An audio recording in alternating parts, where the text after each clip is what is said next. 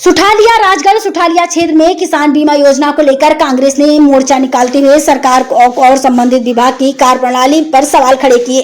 किसानों की समस्या और बीमा योजना के लाभ में कथित असमानता को लेकर कांग्रेस कार्यकर्ताओं ने आंदोलन कर अपना विरोध दर्ज कराया।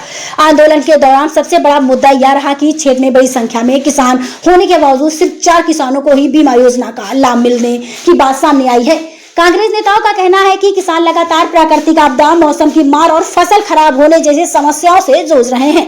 ऐसे समय में फसल बीमा योजना किसानों के लिए आर्थिक सहारा बनती है, लेकिन यदि पात्र किसानों को भी योजना लाभ न मिल रहा है तो गंभीर चिंता का विषय है। कांग्रेस ने सवाल उठाया कि आखिर बाकी किसानों को बीमा राशि का लाभ क्यों नहीं मिला और इसके लिए जिम्मेदार कौन है। पात्र किसानों की जाँच का लाभ दिलाने की मांग। आंदोलन के दौरान कांग्रेस ने मांग की है कि सुठालिया क्षेत्र के सभी किसानों की बीमा संबंधी मामलों की निष्पक्ष जांच कराई जाए। कांग्रेस कार्यकर्ताओं ने आरोप लगाया कि किसान मेहनत कर फसल तैयार करता है, लेकिन प्राकृतिक परिस्थितियों के कारण फसल खराब होने पर उसे बीमा योजना से आर्थिक मदद की उम्मीद रहती है। ऐसे में महज कुछ किसानों तक लाभ सीमित रहना कोई सवाल खड़े करता है। किसानों ने हक की लड़ाई जारी रखने का ऐलान। कांग्रेस ने स्पष्ट किया कि किसानों से जुड़े इस महत्वपूर्ण मुद्दे को दबने नहीं दिया जाएगा। यदि किसानों को जल्द से जल्द उनका हक नहीं मिला तो कांग्रेस द्वारा आंदोलन को और व्यापक किया जाएगा। आंदोलन के माध्यम से कांग्रेस ने किसानों की समस्याओं को प्रमुखता से उठाते हुए सरकार से तत्काल कार्रवाई और प्रभावित किसानों को उचित बीमा लाभ दिलाने की मांग की है। पर और उन्होंने पेपर लीक करवाए, और वो पेपर लीक करवाने वाले कौन लोग थे? ये सब इनके चट्टे बट्टे थे जिनको ये बचा गए।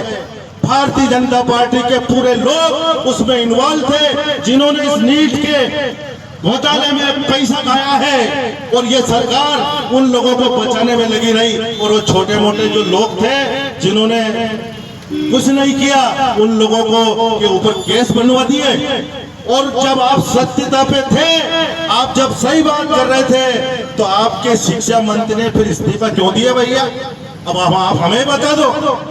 जब आप ये कह रहे थे कि नीट का कोई घोटाला नहीं हुआ, सरकार का इसमें कोई काम नहीं है, तो हमें ये बता दीजिए कि उन बच्चों के आगे आपकी सरकार सड़क पे क्यों गिर गई? आपके शिक्षा मंत्री ने किस बेस पर इस्तीफा दिया? ये जनता आपसे पूछना चाहती है। साथियों, राम मंदिर का चंदा आपने, हमने अपनी आस्था के साथ दिया था। किसी ने 11 रुपए दिए, किसी ने 21 रुपए दिए, ईंट की पूजन की, और अरबों रुपए का चंदा राम मंदिर के लिए आया, क्योंकि हम लोगों की आस्था राम मंदिर में है, रही है और रहेगी। और आज भी हम लोगों की आस्था उस भगवान के प्रति है। क्या हुआ राम मंदिर पे? किन लोगों ने चोरियां की? लेके आओ सामने उनको। अरे उस भगवान के जेवर भी उतार के बेच दिए इस भारतीय जनता पार्टी की सरकार ने। करोड़ों रुपए, अरबों रुपए उस भगवान के नाम पर खा गए। और जब मंदिर बना, उसके बाद अपनी आस्था से जिन लोगों ने वहां पैसा दिया था, जो चढ़ावा चढ़ाया था, चढ़ावे को भी खा गए। भगवान की पादुका बेच दी, भगवान का सोने का हार बेच दिया। भगवान के लिए जो सोने की चीजें आस्था के साथ लोगों ने चढ़ाई थी, वो सब बिक गई। करोड़ों रुपए हिसाब में गायब हो गए। और ये किसने किया? ये जनता पूछना चाह रही है आपसे कि ये घोटाला किसने किया? राम मंदिर के चढ़ावे का घोटाला किस व्यक्ति ने किया? साथियों, उनके द्वारा, भारतीय जनता पार्टी के द्वारा बनाई गई समिति उस राम मंदिर का संचालन कर रही थी, और वो लोग भी तभी से इस राम मंदिर के चढ़ावे का पैसा चट कर रहे थे और हमारी आस्था को ठेस पहुंचा रहे थे। साथियों, क्या होगा इस धर्म का?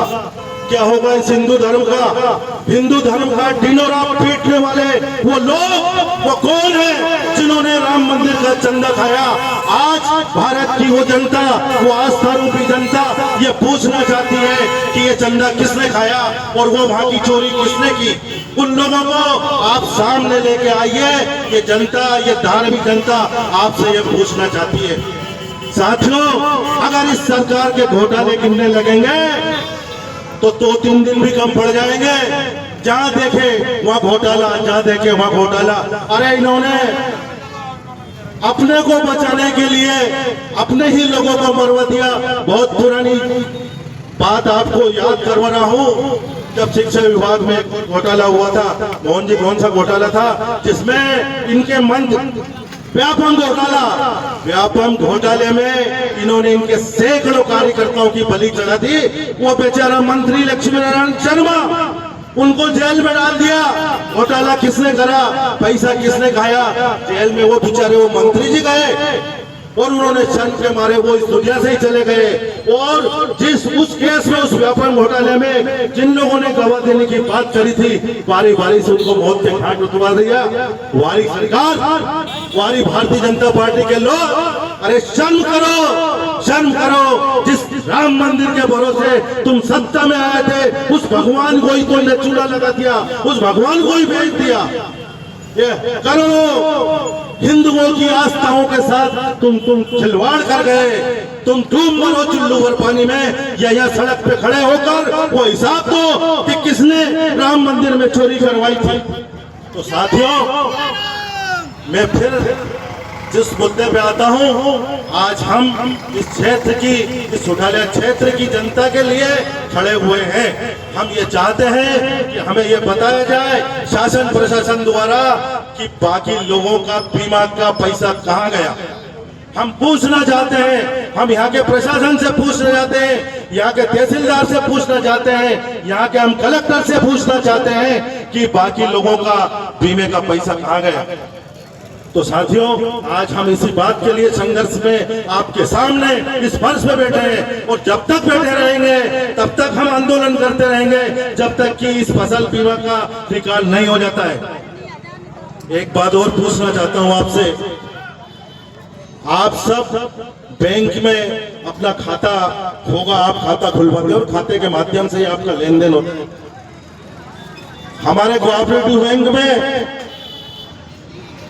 एक नीचे एक लाइन लिखी रहती है कि आपका काय का पैसा मुझे को पैसा काटते हैं नीचे कोऑपरेटिव बैंक। एक